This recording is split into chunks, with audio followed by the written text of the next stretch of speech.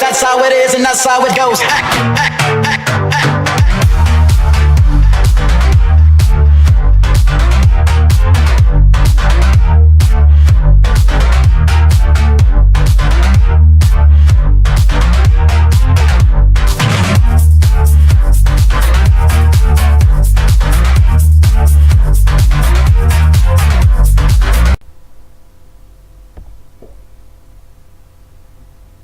Boa tarde, pessoal.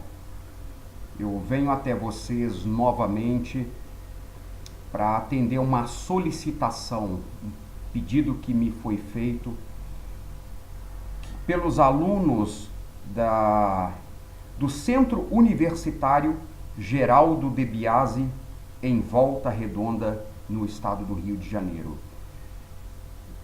Esses alunos, eles são alunos do curso de Direito, tá, no segundo período, tá, da turma A.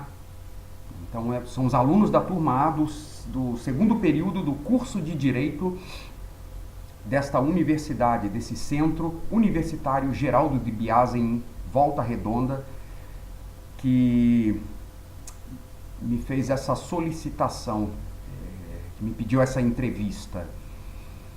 E essa entrevista, gente, vocês desculpem eu estar olhando aqui um pouco para baixo, não olhar tanto assim para a câmera, porque eu estou com um problema, tá? No cronômetro aqui da minha câmera, né? No meu notebook, e de vez em quando ele trava, e quando trava eu fico falando sozinho aqui, sendo que não está gravando. Então, vocês não levam em consideração isso, tá? O fato de eu estar olhando aqui, porque eu estou realmente policiando se vai parar ou não o cronômetro. Mas vamos lá, gente. A dúvida deles é com relação ao pensamento de Jürgen Habermas, né? O professor deles cobrou, o professor de filosofia do direito cobrou um trabalho sobre Habermas, e esse trabalho, né, é sobre o Habermas no contexto da economia. Tá. Para que possamos falar do pensamento habermasiano, é necessário que levemos em consideração alguns aspectos, né, alguns elementos, em outras palavras, que o Jürgen Habermas lança a mão. Como, por exemplo, do Max Weber. Embora ter sido um frankfurtiano, o Habermas, ele lança a mão, em certa medida, de alguns elementos do pensamento do sociólogo Max Weber. Quais elementos são esses? Bom, esses elementos nós podemos classificar como a questão da comunicação. Da comunicação. É justamente a comunicação, né, que dá, segundo Max Weber, dinamicidade à ação social. Em outras palavras, para Max Weber, para que uma ação social seja caracterizada como ação social, é necessário que haja o estabelecimento da comunicação. Só que tem um detalhe, para o Weber, essa comunicação, ela está mediada pela linguagem, e uma linguagem específica. Nunca se esqueçam disso. Está mediada pela linguagem, e a linguagem é específica. Pois bem, por que eu estou citando Max Weber? Porque a teoria da ação comunicativa, segundo Jürgen Habermas, nada mais é que a proposta de um novo modelo de sociedade a partir dos moldes weberianos. É por isso que o Habermas, quando fala em sua teoria do agir comunicativo, teoria esta que dá dinamicidade ao mundo da vida, tá?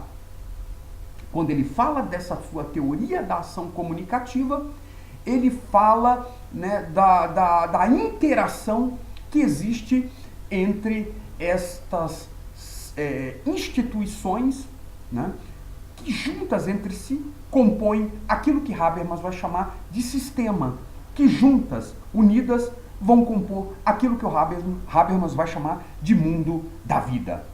Tá.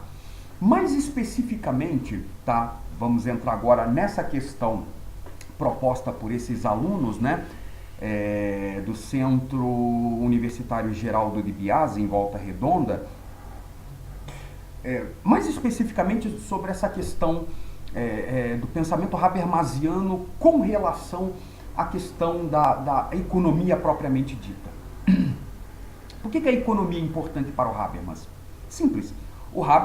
A economia é importante para o Habermas porque a economia ela é classificada por Habermas por aquilo que ele vai chamar, como sendo aquilo que ele vai chamar de sistema. E é justamente esse sistema, né, que vai compor o mundo da vida.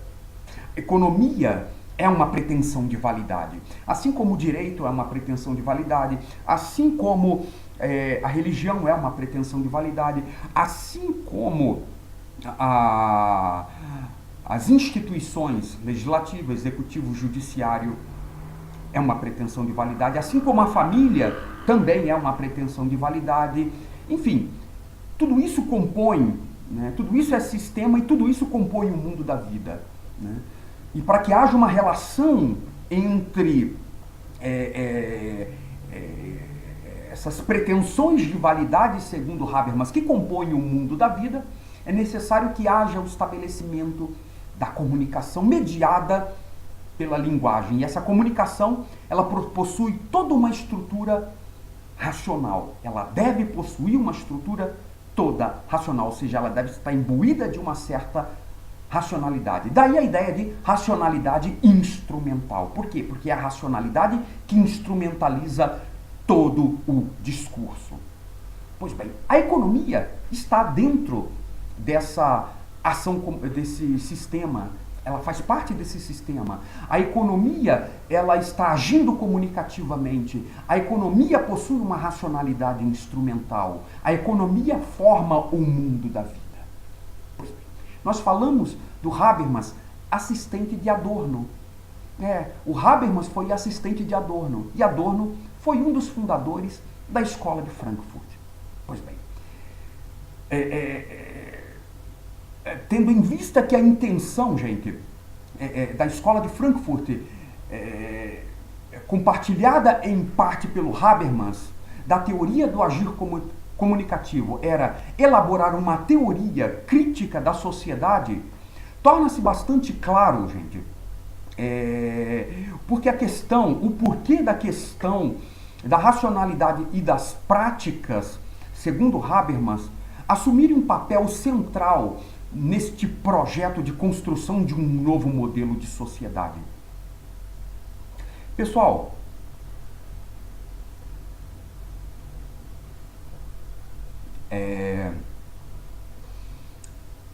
Habermas, embora falar das condições nas quais a Europa se encontrava há 20 anos,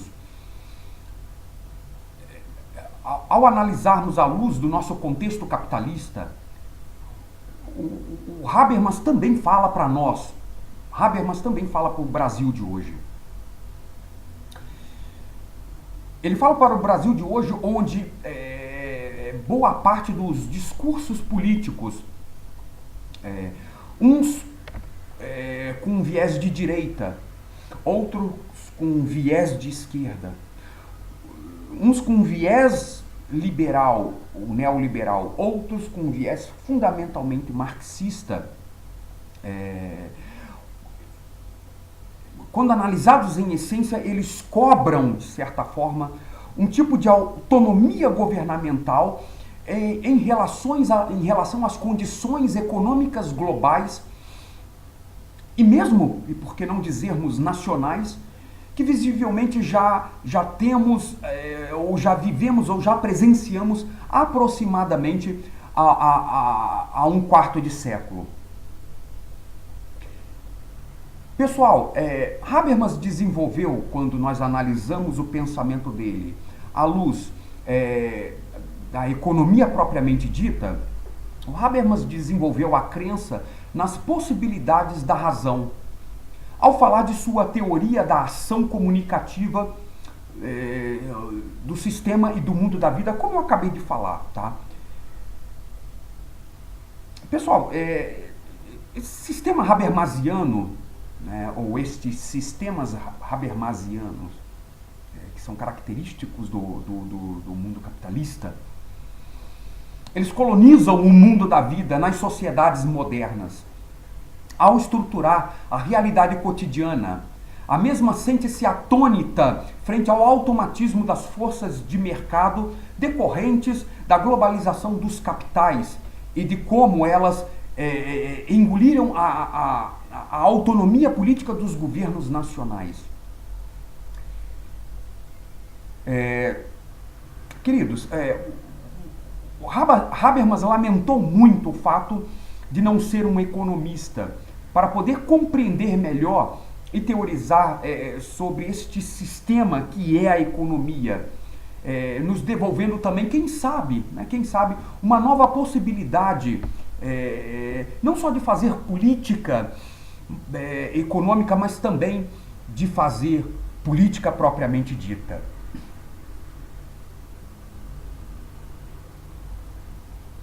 Gente, segundo Habermas, nada se fez em termos de governabilidade global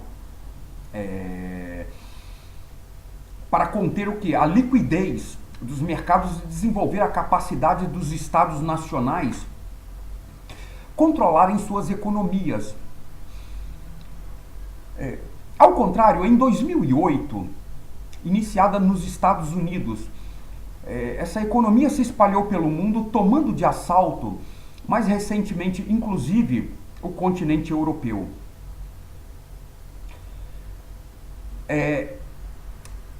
Essa crise aconteceu exatamente para mostrar que a crise de autonomia dos estados nacionais não é apenas das chamadas economias emergentes, mas também das potências que estão no centro da dinâmica capitalista mundial.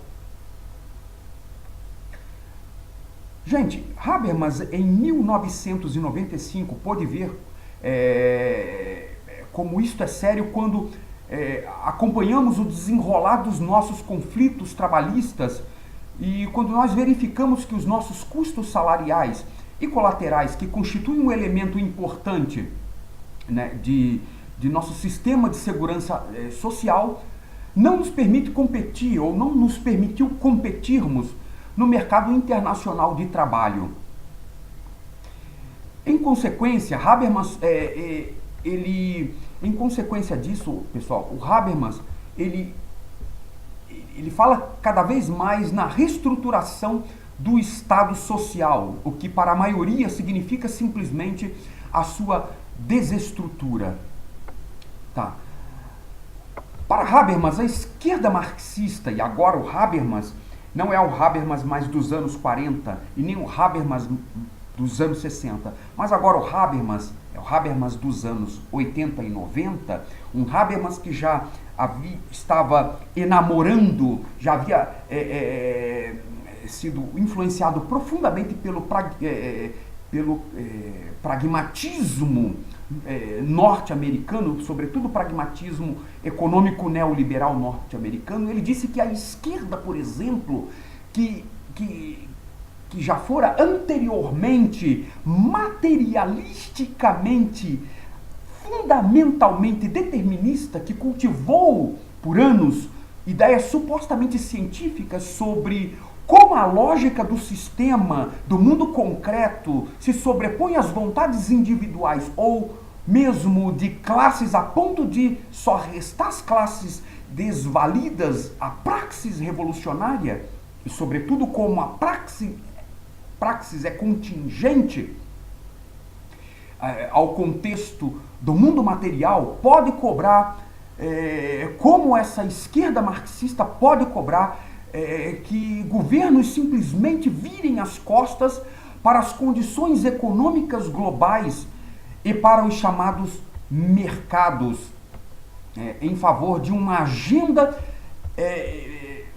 exclusivamente nacional, num simulacro de autonomia que evidentemente não existe mais. Como essa esquerda pode criticar isso? Como essa esquerda pode se apoderar disso tudo a partir desse discurso que visa fundamentalmente o asfixiamento da economia em detrimento da submissão desta economia no que diz respeito ao agigantamento do Estado, em detrimento da suplantação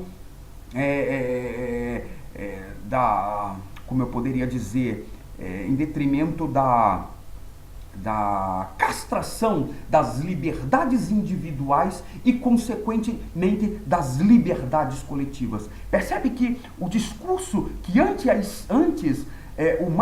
o Habermas produzia lá nos anos 40, agora o Habermas dos anos 80 e dos anos 90, uma vez que ele está fundamentalmente mergulhado ali, influenciado pelo pragmatismo neoliberal, sobretudo o pragmatismo neoliberal econômico norte-americano, né? Percebe que agora ele está criticando, de certa forma, alguns elementos do marxismo.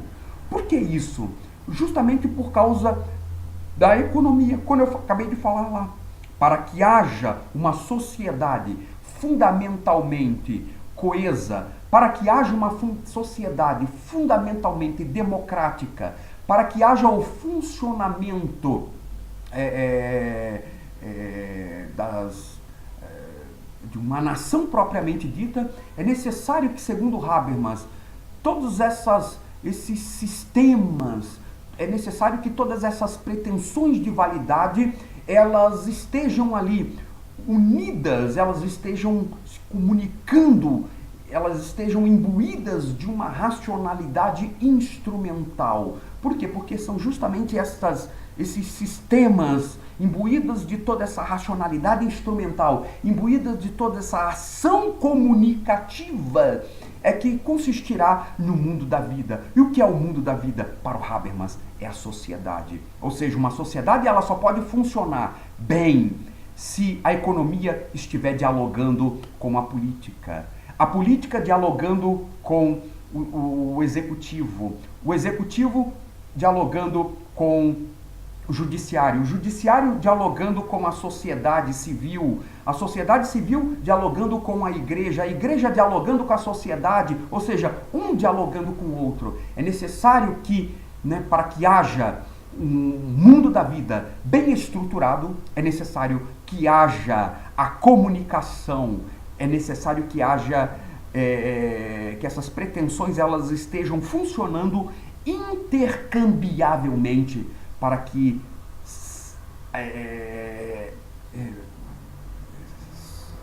haja uma sociedade coesa, para que a democracia realmente funcione, para que o direito realmente venha exercer o seu papel frente a esta democracia. E aí você vai ver ele escrevendo uma obra cujo título é para falar de tudo isso: Direito e Democracia, entre a facticidade e a validade.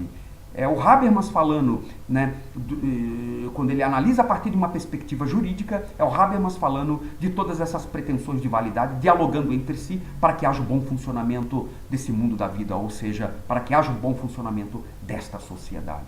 Bom, gente, espero ter ajudado vocês aí, tá? E qualquer coisa, tá?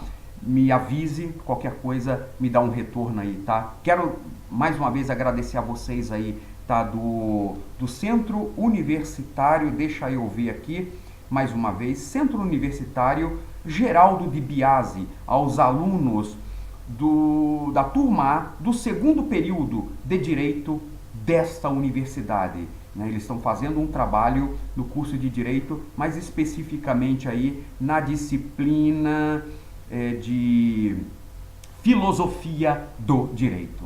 Então tá, gente. Valeu, galera. Valeu a turminha aí do segundo período. Espero que vocês tenham entendido. O Habermas não é um autor que é simples de ser entendido. Ele é um autor complexo. Por quê? Porque ele se apropria de termos, de uma termologia complexa, uma termologia que é necessário que se estude, que quem estude bastante o Habermas venha a compreender o que ele realmente está querendo dizer. E eu tenho muitas críticas com relação ao pensamento habermasiano, não somente ao pensamento habermasiano, mas também à própria pessoa do Jürgen Habermas. Não só eu, mas também vários habermasianos. Então, gente, espero que eu tenha ajudado vocês aí, tá? E até uma próxima vez aí, tá? Até uma próxima ocasião, tá? Então, bom final de semana a todos aí, tá? E vão tirar nota boa, gente. Espero que tirem nota boa aí, tá? Valeu, galera. Valeu, tchau, tchau.